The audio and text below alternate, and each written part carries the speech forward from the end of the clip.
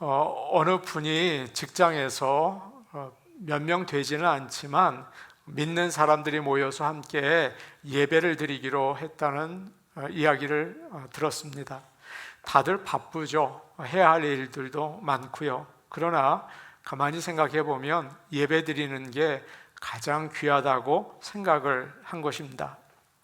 어떤 사람들은 누구를 만나서 놀까, 또 누구를 만나서 술을 마실까, 그 생각을 곰곰이 하는 분들이 많이 계십니다.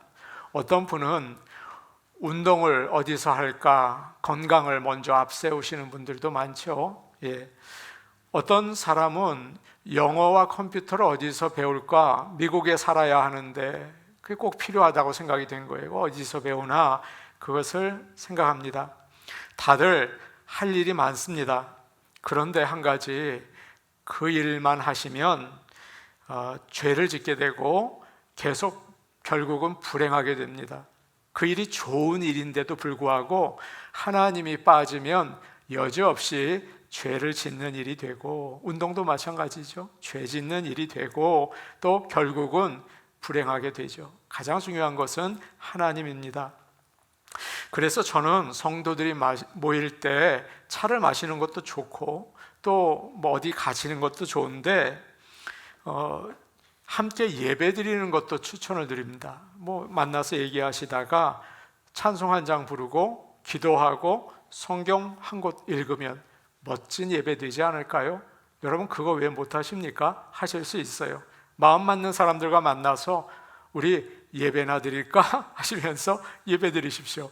그럴 때 하나님이 함께 하시는 귀한 시간들, 귀한 인생이 이어질 줄로 믿습니다. 아멘. 16절과 17절 말씀 우리 같이 볼까요? 16절, 17절입니다. 시작. 가인이 여호와 앞을 떠나서 에덴 동쪽 놋 땅에 거주하더니 아내와 동침함에 그가 임신하여 에녹을 낳은지라. 가인이 성을 쌓고 그의 아들의 이름으로 성을 이름하여 에녹이라 하니라. 가인은 동생을 죽이고 큰 죄를 지었습니다. 그래서 하나님으로부터 벌을 받게 되죠.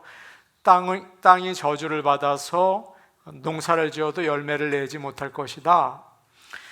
너는 떠돌아다니는 인생 살 것이다 라는 저주였습니다.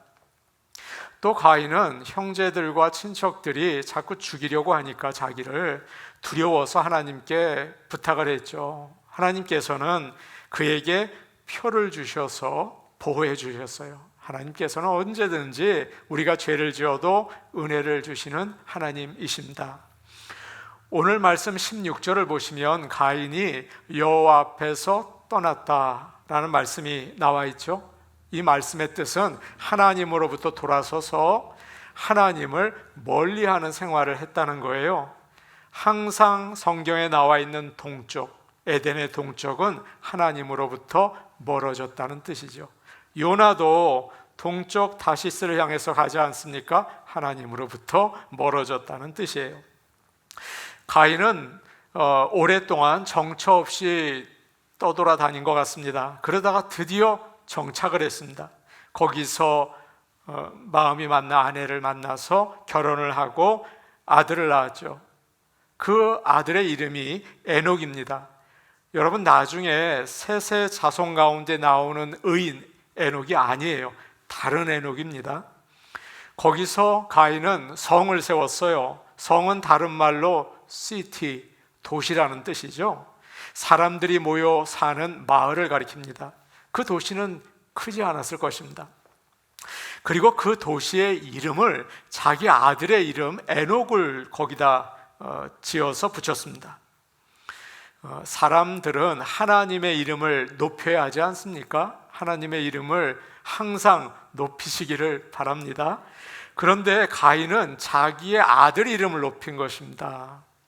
대대로 나의 자식들이 이곳에 살 것이다, 그런 생각을 했어요. 내가 이민 다니고 이곳저곳 떠돌아다니니까 내 자식들만큼은 이곳에 머물기를 원했던 것이죠. 가인이 정착을 해서 성을 세우고 자식들이 계속 살 수 있는 곳을 만들었다는 것은 하나님의 말씀과는 반대되는 행동이었어요. 가인은 큰 죄를 지었지만 회개하지 않았습니다.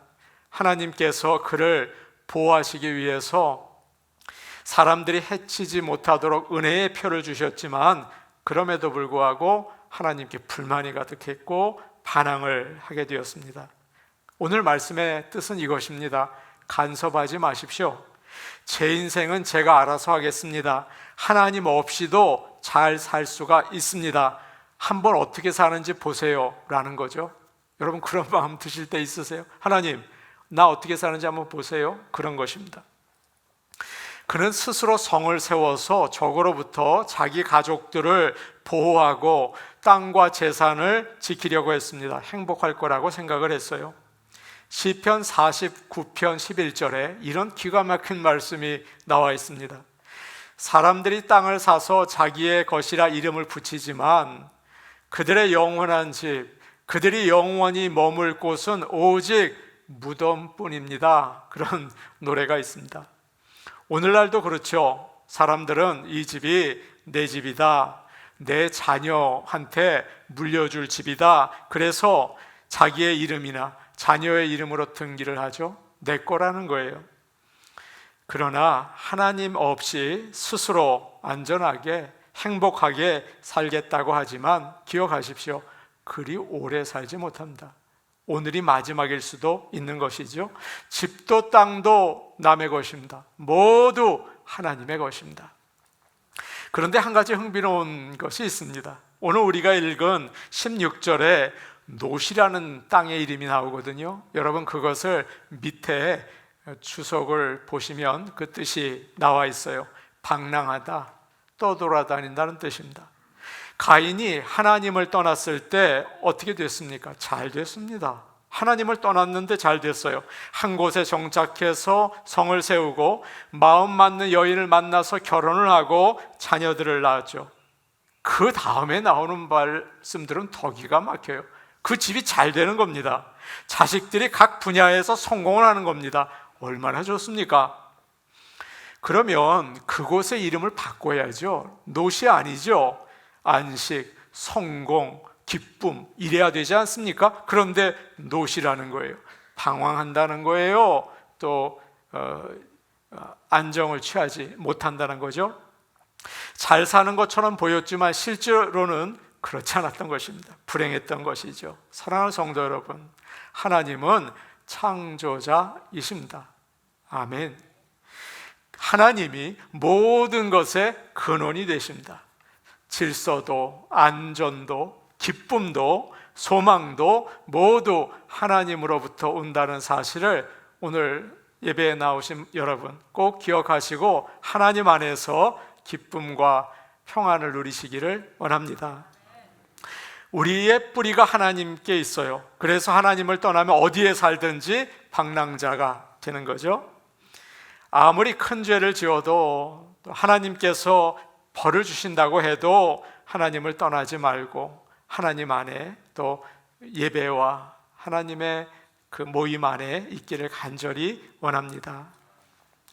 조지 뮬러 목사님은 가진 것이 없었고 누구에게 도와달라는 이야기를 하지 않으셨습니다.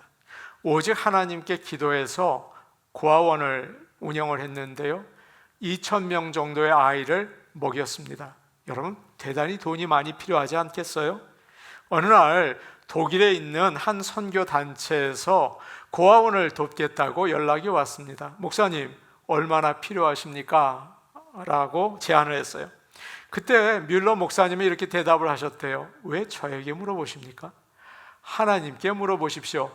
저는 하나님께 필요한 것을 다 말씀드렸습니다. 하나님이 알고 계십니다. 그러니 하나님께 기도해 보세요. 하나님께서 저에게 필요한 게 얼마인지를 알려주실 것입니다. 그렇게 이야기를 했다는 거예요. 정말 대단한 믿음 아닙니까? 하나님을 의지하는 거죠.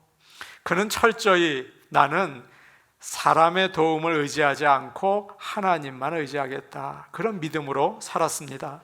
그래서 그는 항상 하나님을 경험할 수 있었어요. 여러분도 세상을 사시면서 사람보다 먼저 하나님을 의지하시기를 바랍니다.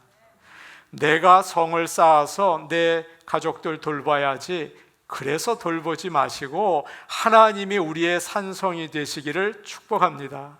하나님이 우리의 반석과 요새가 되시기를 원합니다. 아멘. 꾸준히 하나님을 붙잡으세요. 그리고 날마다 하나님이 주시는 은혜 가운데 하나님의 크신 영광을 돌리시며 사시기를 바랍니다. 아멘. 이제 18절을 보시면 가인의 자손들이 나옵니다. 그들은 하나님을 믿지 않고 죄를 짓고 살았습니다.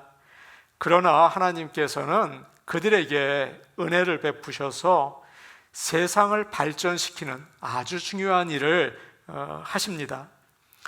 5대가 이제 나와 있는데요, 5대가 지나서 뛰어난 사람이 나오는데 라멕이에요. 그는 도시를 발전시키고 문명을 일으켜 시작하게 되었습니다. 특히 이 라멕의 자식들에게는 대단한 재능이 있었습니다. 여러 분야에서 기술자들이 많이 나왔어요. 여러분 그렇지 않습니까? 하나님을 믿지 않는 자들이라고 하더라도 정말 뛰어난 재능이 있어서 세상을 발전시키는 거죠. 모차르트를 보십시오. 방탕한 자였습니다. 우리가 잘 아는 애플을 세운 스티브 잡스를 보십시오. 젠 부디즘을 믿는 사람 아닙니까? 그러나 그들은 세상을 발전시키는 큰 일을 했습니다. 라멕의 자녀들도 마찬가지였는데요, 20절부터 22절에 그 자녀들이 얼마나 세상을 바꾸어 놓았는지가 나와 있어요. 20절부터 22절 말씀 우리 같이 보겠습니다. 20절에서 22절 말씀입니다. 시작. 아다는 야발을 낳았으니 그는 장막에 거주하며 가축을 치는 자의 조상이 되었고, 그의 아우의 이름은 유발이니 그는 수금과 퉁소를 잡는 모든 자의 조상이 되었으며, 실라는 두발 가인을 낳았으니 그는 구리와 쇠로 여러 가지 기구를 만드는 자요, 두발 가인의 누이는 나아마였더라.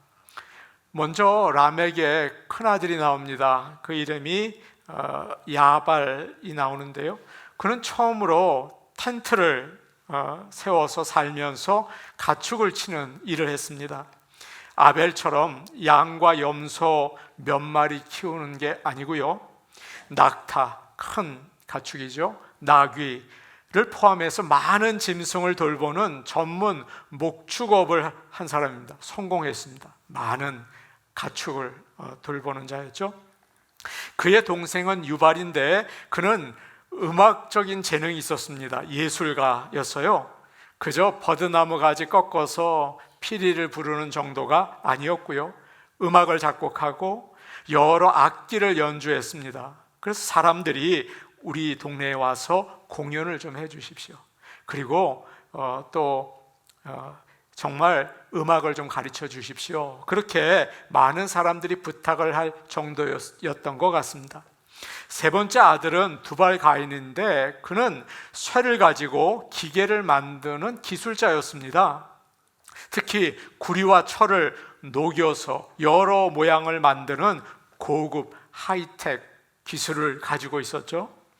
농사 짓는 연장이나 무기를 만들었을 것 같아요. 여러분의 자녀들이 이렇게 성장했다면 여러분 얼마나 기분이 좋으시겠습니까? 라멕은 자식 농사 성공한 사람이었어요. 그리고 이 모든 직업들이 여러분 오늘날 볼 수 있는 직업들 아닙니까? 모든 자식이 뛰어났어요. 제가 아는 분이 계신데 그분에게는 아들이 둘이 있습니다. 근데 모두 예수를 안 믿어요. 잘 안 믿습니다. 근데 공부를 잘합니다. 큰아들은 예일대학교 경제학부를 졸업하고요, 둘째 아들은 하버드 대학을 졸업했습니다. 그런데 이 부부가 자녀 얘기 안 합니다. 다른 사람들이 물어봤어요. 이번에 아이가 학교를 갈 나이가 됐는데 어디 갔어요? 그러니까 대답을 하는 거예요. 남들 다 가는 학교 갔습니다. 그래요? 어느 학교인데요? 하버드라는데요? 그래요. 그래서 사람들이 다 알았죠. 아, 정말 똑똑한 아들을 뒀구나. 정말 자랑스럽겠다. 그런 생각이 든 거예요. 이렇게 가인의 자손들, 그 후손이죠, 하나님을 믿지 않았는데요, 농업과 예술과 산업 부분에 대단한 발전을 일으켰습니다. 그들이 한 일은 나쁜 일들이 아니었죠. 오히려 사람들이 안전하고 잘 살 수 있게 도왔죠. 요즘도 보십시오. 얼마나 사람들이 집도 잘 짓고 맛있는 음식도 만들고 호미도 만들고 컴퓨터도 만들고 얼마나 편리합니까? 심심하지 않게 아름다운 노래를 만들어서 부르고 또 책도 만들고, 여러분 이것을 문명이라고 하는데 창세기 4장 뒷부분에는 처음으로 이 세상에 문명이 시작된 거예요. 얼마 전에 한국에 다녀온 사람에게 들은 이야기입니다. 한국에는 고층 아파트가 많다고 해요. 이제는 수십 층 올라간다고 하는데 엘리베이터를 기다리는데 시간이 좀 걸린답니다.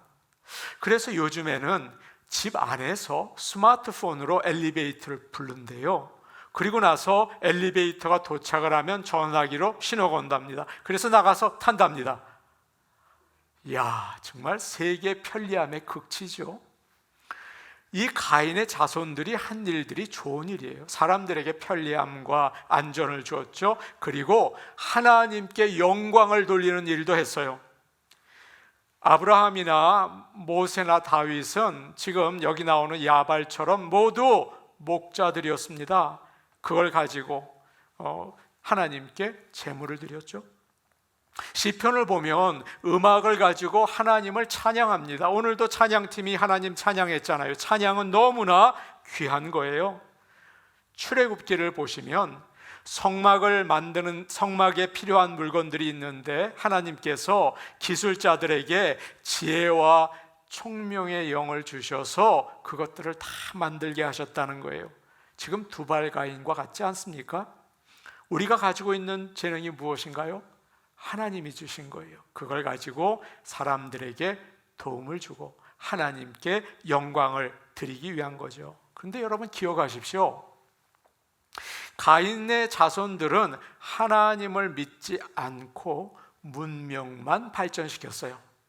그러다 보니까 생활 수준이 높아서 사람들이 잘 살게 되었지만 하나님이 없으니까 그 모든 것들이 죄짓기 딱 좋은 곳이 되어서 생활은 엉망이에요. 잘 사는데 집이 부자인데 알고 보면 생활은 완전 엉망이에요. 그런 집 많아요. 신방을 가서 이 집은 되게 약하구나, 그런 느낌이 들어요. 라멕에게 그것이 잘 나타나 있습니다. 19절 말씀 우리 한번 볼까요? 어떻게 살았는지 19절 말씀입니다. 같이 보시죠. 시작. 라멕이 두 아내를 맞이하였으니 하나의 이름은 아다요 하나의 이름은 실라였더라. 성경에서 처음으로 와이프 둘 둔 사람이 나옵니다. 라멕이에요. 일부 다처제의 시작이죠. 그런데 이 아내들의 이름을 자세히 보면 거기에는 아름답다, 굉장히 매력적이라는 의미가 담겨져 있습니다.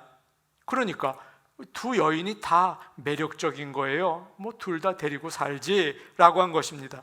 성적인 욕구가 하나님이 원하시는 결혼보다 더 중요하게 된 거죠. 하나님은 남자가 그 부모를 떠나서 그 아내와 한 몸이 될지라고 하셨습니다. 일부일처제가 하나님의 창조의 질서예요. 그러나 문명이 발달하면서 하나님의 명령은 그리 중요하지 않게 된 것입니다. 그 후에 구약에 나오는 많은 사람들이 여러 아내들과 같이 살았습니다. 아브라함 누굽니까? 사라와 하갈, 또 야곱 누굽니까? 레아와 라헬, 아내를 여러 두면서 살았어요. 그러나 공통점이 있습니다. 일부 다처 가정은 여러 가지로 갈등과 어려움을 피하지 못했어요. 어느 가정이나 마찬가지예요. 첩이 있어요. 그 가정은 골치 아픈 가정이에요. 예수님은 마태복음 19장에서 그렇게 말씀하셨어요. 하나님이 창조하실 때 주신 말씀대로 살아라.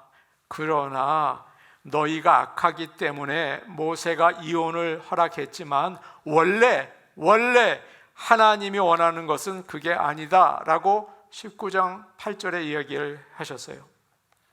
남편이 아내를 두고 바람을 자꾸 피우고 때리고 괴롭히니까 그렇게 죄지며 살 바에는 헤어져라, 모세가 그런 것이지 하나님이 원래 원하시는 건 그게 아니라는 거예요. 이와 같이 참 이상합니다. 정말 이상합니다. 세상의 문명이 발전할수록 사람들이 살만해질수록 하나님 말씀을 안 듣습니다. 그리고 자기 원하는 대로 살아가는 거예요. 다음으로 라멕은 이렇게 잘난 체를 하는데 23절과 24절 말씀입니다. 우리 한번 23절, 24절 같이 볼까요? 같이 봅니다. 시작. 라멕이 아내들에게 이르되 아다와 실라여 내 목소리를 들으라. 라멕의 아내들이여 내 말을 들으라. 나의 상처로 말미암아 내가 사람을 죽였고 나의 상함으로 말미암아 소년을 죽였도다. 가인을 위하여는 벌이 7배일진데 라멕을 위하여는 벌이 77배이리로다 하였더라. 성경에 나오는 첫 번째 노래예요. 이것을 칼의 노래라고 하는데요, 칼이라는 말은 나오지 않는데 아들 두발 가인이 만든 칼을 가지고 라멕이 살인을 한 것 같습니다. 라멕은 두 아내를 부릅니다. 여보 이리 다 오세요. 그리고는 이야기를 합니다. 내가 사람을 죽였어. 어떤 젊은이가, 이 성경에 소년이라고 나와요, 나에게 작은 상처를 입혔는데 내가 그놈을 죽여버렸지. 나를 건드리는 자는 살아남지 못해. 하나님이 살인자 가인, 자기 조상이죠, 가인을 건드리는 자는 7배나 벌을 받는다고 했지만 나 한번 건드려봐, 내가 가만두겠어? 77배로 갚아주겠어? 내가 가만두지 않아 라고 으스대죠. 지금 라멕은 아내들에게 자기가 힘이 세다, 자기가 사람들을 다 다스릴 수 있다, 그렇게 자랑을 하고 있는 것입니다. 죄를 부끄러워하기보다 자랑하죠. 여러분, 오늘 우리가 사는 세상이 어떤 세상입니까? 죄를 자랑하는 세상이에요. 라멕은 자기 마음대로 결혼하고 다른 사람 귀하게 여기지 않고 함부로 하는 무서운 사람입니다. 이렇게 라멕과 그의 자식들은 하나님을 믿지 않고 문명만 발전시킨 거죠. 그럴 때 모든 게 편리하고 모든 게 넉넉했지만 죄를 짓고 세상은 고통 덩어리가 된 것입니다. 음란이 좀 발전하면 가정이 깨지고 잘 살려고 경쟁하고 그러다 싸우게 되는 거죠. 세상이 아무리 발전해도 하나님이 없으면 그게 이상하게 편리하고 좋은 게 악하게 바뀌는 거죠. 우리가 잘 아는 것처럼 컴퓨터가 얼마나 세상을 바꿔 놓았는지 새로운 혁명을 세상에 주지 않았습니까? 요즘 우리가 쓰는 스마트폰을 보십시오. 다 컴퓨터가 들어가 있어서 모든 정보를 알 수 있습니다. 누르면 날씨가 일주일께 쭉 나옵니다. 어디에 길이 막혀서 내가 어디로 가야 하는지도 알려줍니다. 그러나 하나님이 없으면 이게 대단한 게 됩니다. 음란 동영상 얼마든지 쉽게 아이들부터 노인까지 다 들다 볼 수가 있고요, 게임에 중독되어 있고요, 자살 사이트에 접속하면 자살하는 것도 도와줍니다. 이거를 폭탄에다 갖다 붙이면 원하는 곳 어디든지 가가지고 이것이 터져버립니다. 세상에 이렇게 무서운 게 없어요. 하나님이 없으면 모든 것은 위험이 되는 거예요. 음악이 얼마나 좋습니까? 음악을 들으면 마음이 기뻐지고 편해집니다. 제가 신방을 가면 꼭 어려운 시간을 보내는 분에게, 우울한 분들에게 찬양하세요. 찬양하기 어려우시면 찬양 틀어놓으세요. 꼭 그럽니다. 제가 찬양을 틀어놓고 말씀 준비를 하면 은혜가 막 됩니다. 그런데 하나님이 없는 찬양, 하나님이 없는 음악 어떻게 될까요? 영화 대부라는 영화를 보시면 처음부터 계속 클래식 뮤직이 흘러나옵니다. 그게 어떤 영향을 주는지 아십니까? 마피아 조직 보스가 품이 있어 보여요. 남녀가 불륜을 저지를 때, 무서운 폭력이 나올 때, 마약을 할 때 아름다운 음악을 계속 백그라운드에 틀어놓습니다. 야, 멋있다. 야, 좋다. 얼마나 무서운 일입니까? 아무리 좋은 것이라도 하나님이 없으면 악하게 사용되는 거예요. 초등학교 남자아이가 지리산에서 조난을 당했습니다. 아버지와 아버지 친구들과 같이 지리산 천왕봉에 올라갔다가 내려오는 길에 이 아이가 여기저기 기웃거리다가 길을 잊어버렸습니다. 아버지와 일행들은 얘가 따라오겠지, 초등학교 4학년쯤 되는데 하고 그냥 내려갔습니다. 없어졌어요. 아이가 깊은 지리산에서 헤매기 시작했습니다. 그런데 그때 아버지가 평소 하던 이야기가 기억이 났다고 해요.